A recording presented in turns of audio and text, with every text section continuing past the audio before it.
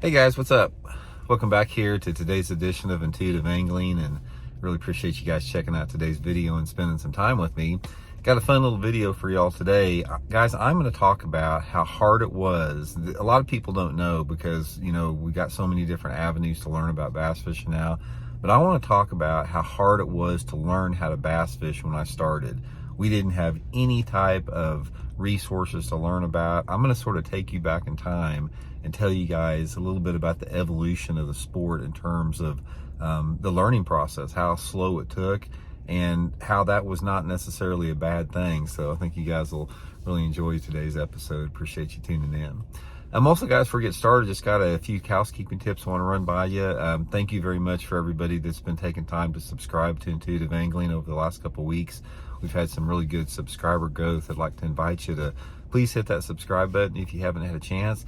And also, guys, a big thank you from me and my family for everybody that's been supporting the channel by using all the links in the description. You guys hear me talk about my tackle warehouse link and the fish the moment breakdowns and solar bat links and my jig link. All those links are in every video description.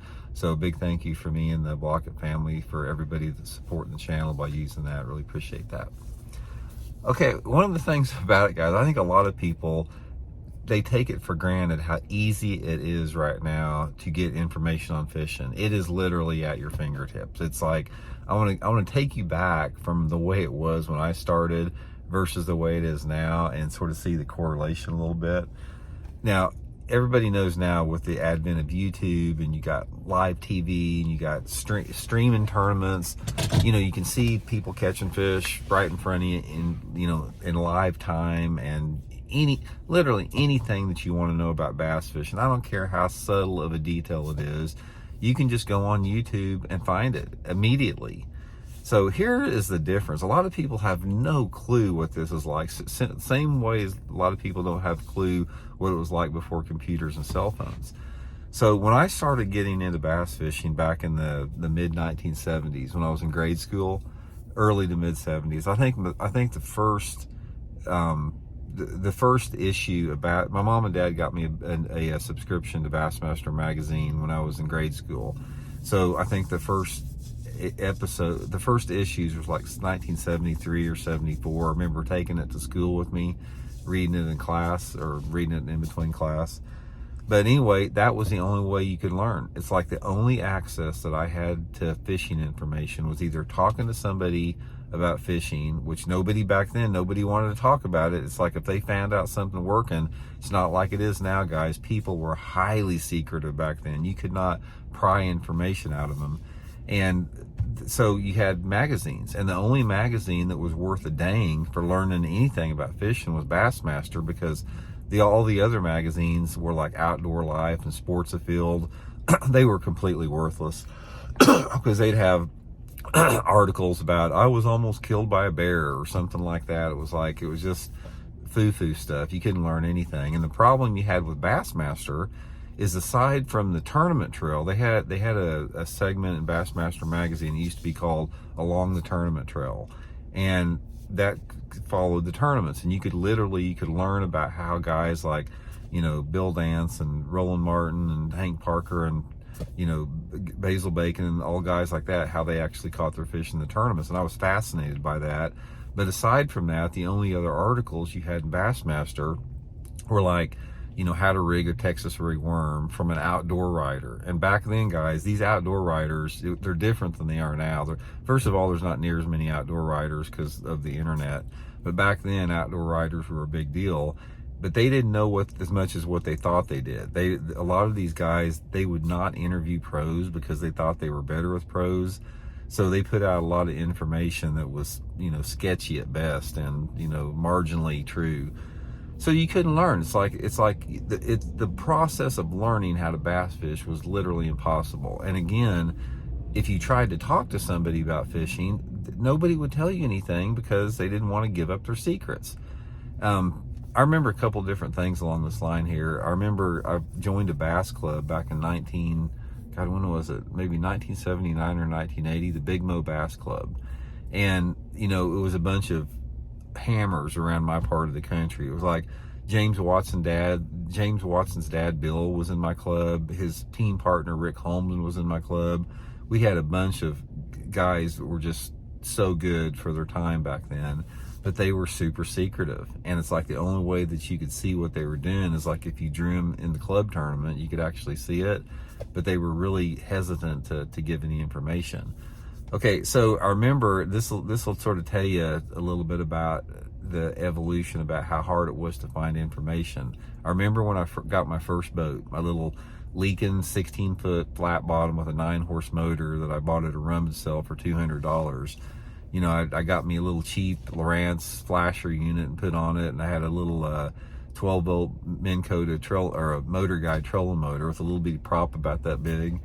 And I remember I was reading articles in Bassmaster magazine about jigging a spoon for winter bass, and this was in 1978. And I just read they're talking about catching bass jigging a spoon. So the first trip I took, it was in January down at Grand Lake in Oklahoma. I took my boat down there, and I got a topographical map of the lake. And everybody said back then, it's like, you got to jig these spoons in creek channels. So I tried to find a drop off with the creek channel on my map, and I didn't know any better. The water visibility was like 12 inches, and I'm trying to jig a spoon, you know, in Grand Lake, and 12 inches of water visibility and 20 foot of water. Of course, I didn't catch anything, but that's the learning process. That's how difficult it was. People didn't explain to you how to do it, and it took forever and ever. So back then, on top of the fact that you had no internet, think about it, all you did is you got a bi-monthly magazine from Bassmaster magazine. So you got a magazine every 2 months, and you know, that was the only fishing information you could get. There was no GPS, there was no cell phones, there was nothing except a flasher and a paper map that you could get at Walmart or something of a lake. So the learning process throughout the course of that took forever, because when I started fishing like buddy tournaments, that was my first thing that I did. I fished, you know, small buddy tournaments around, you know, the house here. Nobody would say anything. If somebody won a tournament, good luck trying to find out how they caught them, because they would not tell you anything about it.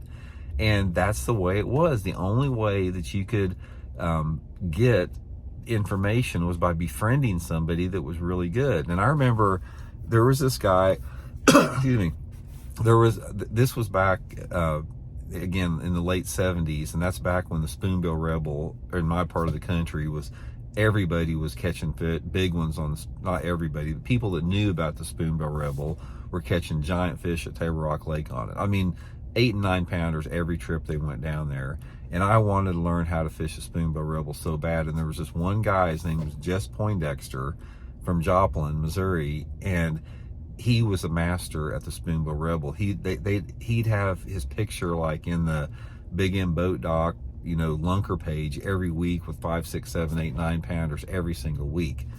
And he wouldn't tell me anything. He was a friend of mine, but he wouldn't tell me anything about the Spoonbill Rebel. And I even went over to his house, like begging, you know, for him to take me and show me, and he wouldn't do it. And finally, a friend of mine got the chance to fish with him one time and sort of relayed the information of what they did. But that's how information came about. It's just like, it took forever to learn any specific technique. And I'll give you another example how you learn. It's like back in 1982 or 83, like that. That's back when flipping was first starting to come out. Hardly nobody flipped back then. A handful of guys like Gary Klein and Dave Glebe and, you know, D. Thomas and Basil Bacon, some of the really early pioneers were flipping. And there wasn't pitching back then. It was straight flipping with fixed line. So anyway, I had heard about it, and I tried to figure out how to do it, and I just never really caught any fish on it. But I've told this story before. This is how you learn. I was watching a tournament weigh-in down at Grand Lake in Oklahoma, buddy tournament, and this one guy named Terry Thomas, who is very famous around my part of the country, he won this tournament with 27 pounds. And I went up to him and I said, "Man, how did you catch those fish?" Because I'd went out that day and caught like one little one. He goes, "Well, I caught him flipping." And he goes, "I'll show you how to do it. If there's another tournament tomorrow, why don't we fish it together?" And of course I jumped on that. And Terry went out there. He showed me how to flip. It's the setup, everything. Won the tournament. We had 28 pounds. He caught every one of them. I think I caught one 2-pounder. We didn't even weigh in.